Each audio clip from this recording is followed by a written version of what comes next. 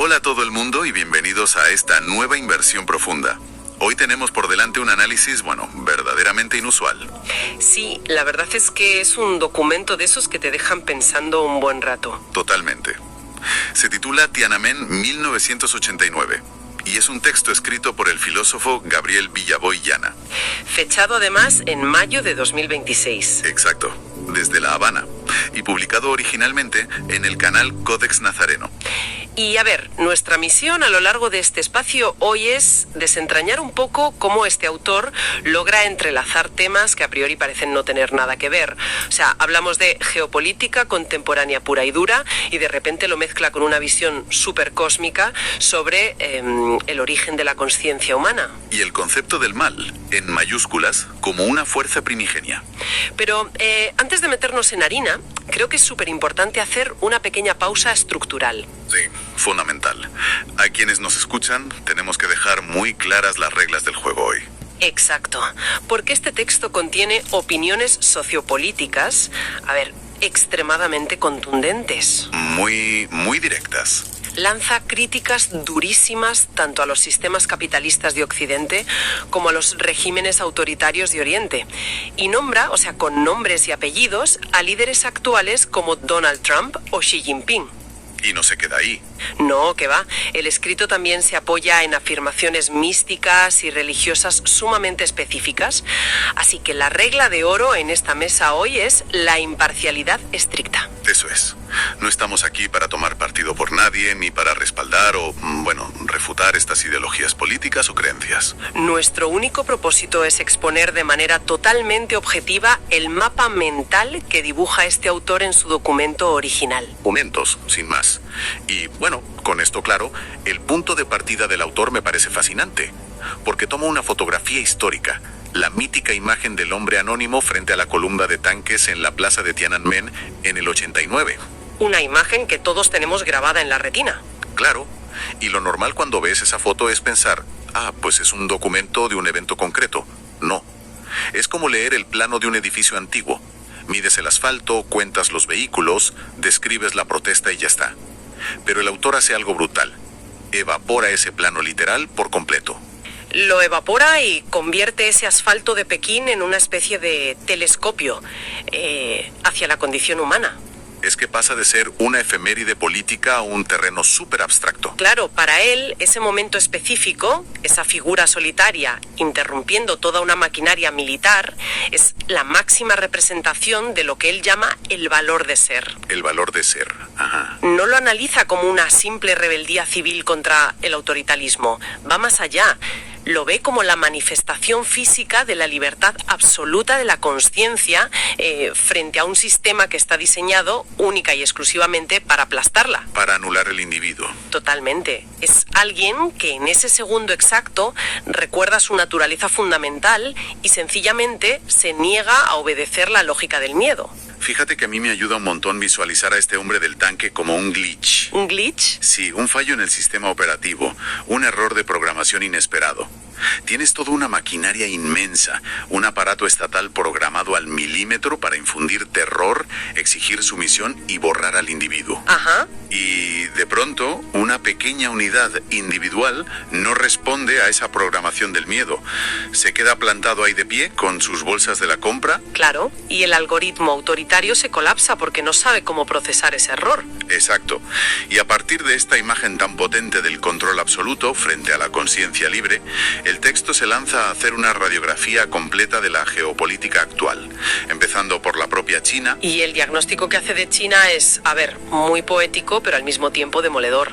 Describe al país como un imperio cuyo universo termina exactamente donde terminan sus propias fronteras. Un sistema súper hermético. Totalmente cerrado. Y desde esa perspectiva de control, el autor dice que el conflicto con Taiwán no es una simple cuestión territorial o de orgullo nacional. Usa una metáfora espacial brutal y dice que para este imperio, Taiwán es una galaxia robada de su universo conocido. Una galaxia robada. Es que ilustra a la perfección esa mentalidad de un sistema que, no concibe ni permite que exista nada fuera de su dominio. Exacto. Pero ojo, porque el autor no se queda solo atizando a Oriente. Coge esta misma lupa y la aplica a una reunión, digamos, simbólica en el tablero geopolítico global. Ah, sí, la parte donde entra Occidente. Claro, y menciona explícitamente a Donald Trump y lo erige como la figura que representa a, y cito textualmente, la bestia de Occidente. Y lo sienta a la mesa con Xi Jinping, al que llama el emperador. Es una escena muy gráfica. Mucho. Y describe estas cumbres de alto nivel, llenas de empresarios y élites, no como reuniones diplomáticas para mejorar el bienestar de la gente. ¿Qué va? Las describe como negociaciones en un mercado compuesto por 9.000 millones de esclavos. Madre mía. Y es aquí donde la arquitectura de este ensayo se vuelve realmente compleja y subterránea. Sí, porque da un giro inesperado. Claro, porque cualquiera pensaría que en esta narrativa estos líderes son los amos absolutos de ese mercado de esclavos, ¿no? Sería lo lógico, claro. Pues el autor le da la vuelta al tablero por completo y afirma que los propios líderes, da igual si son políticos, magnates o militares, también son esclavos. Es tremendo eso. Los llama guardianes del imperio del mal. Ellos se creen que están en la cima de la pirámide tomando las decisiones, pero el texto dice que son meros títeres, instrumentos al servicio de una fuerza depredadora muchísimo mayor. Y a ver, esta es la primera gran acrobacia intelectual del autor que a mí me dejó descolocado. O sea, pasas de hablar de aranceles, acuerdos comerciales y tensiones por Taiwán, a catalogar a las grandes figuras del mundo como vasallos de una fuerza cósmica. Es un salto enorme. Enorme.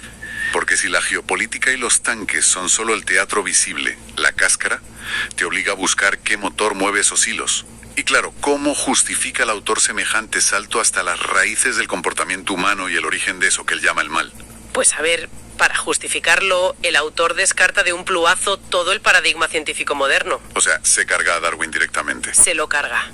Sostiene que para entender el circo político de hoy hay que ir al origen de la especie. Rechaza abiertamente la teoría evolutiva estándar, esa idea materialista de que la consciencia surgió de una sopa primigenia por puro accidente. Ya, la evolución biológica clásica. Exacto. Él postula que la humanidad es el resultado de un experimento cósmico. Afirma que un primate en concreto fue seleccionado para albergar una cepa de consciencia muy elevada. Vale. Pero aquí viene el giro. Ese experimento sufrió una anomalía crítica. El primate fue infectado por el mal. Y aquí hay que detenerse a analizar con mucho cuidado cómo define el texto ese concepto del mal. Porque claro, quien nos escucha podría pensar que habla del mal en términos éticos, morales o psicológicos. No. Como ser una mala persona. Claro, o un error de cálculo humano. Pero no, lo define como una fuerza primigenia, un parásito universal que, bueno, lleva vagando por ahí desde los orígenes de la vida basada en el carbono. Sí. Y la forma en que opera esta infección se basa en una palabra clave, que es la separación. La separación es el núcleo absoluto de toda su tesis. El texto argumenta que este mal, este parásito, actúa desconectando a las consciencias individuales de su raíz motora, o sea, de su ser, de su fuente creadora original. Ajá. Y al provocar esa desconexión brutal, genera un vacío existencial inmenso en el individuo. Porque claro, un parásito que está separado de la fuente original no puede crear energía propia, no tiene luz propia. O sea, necesita alimentarse de otros. Exacto. La única manera que tiene de sobrevivir y llenar su vacío es consumir todo lo que le rodea. Funciona construyendo a través de la destrucción. Ya veo. Utiliza a otros seres como instrumentos para saciar un apetito egoísta que es insaciable. Y bajo esta óptica, una guerra o un tratado comercial extractivo no son más que mecanismos de vampirismo a gran escala. Claro, es vampirismo energético puro y duro. Y oye, esto explica muy bien la crítica tan mordaz que le lanza el autor a la ciencia materialista de hoy. Es que a los científicos los llama aprendices, porque dice que están atrapados estudiando materia muerta o jugando con recombinaciones biológicas. Sí, el tono es súper satírico en esa parte. Muy satírico. Menciona a los genetistas que, bueno, sacan pecho por haber logrado hacer crecer una orega humana en el lomo de un ratón de laboratorio. Sí, sí. Y para el autor eso es como jugar a los legos a oscuras. Ignoran por completo la verdadera naturaleza de la conciencia humana, a la que él define como un fractal de la fuente. Y ese concepto, el del fractal, es súper importante para entender qué potencial tenemos según este documento. Significa que, a ver, no somos simples observadores pasivos hechos de carne y conexiones neuronales. Claro. Somos fragmentos que son idénticos en su naturaleza a la fuerza creadora original. Fíjate que para visualizar esto del fractal siempre me ha gustado mucho la analogía de la placa holográfica. Ah, la del holograma, sí. Esa misma. Si tú coges una fotografía normal y corriente, impresa en papel de un paisaje, y la cortas por la mitad, pues tienes media imagen.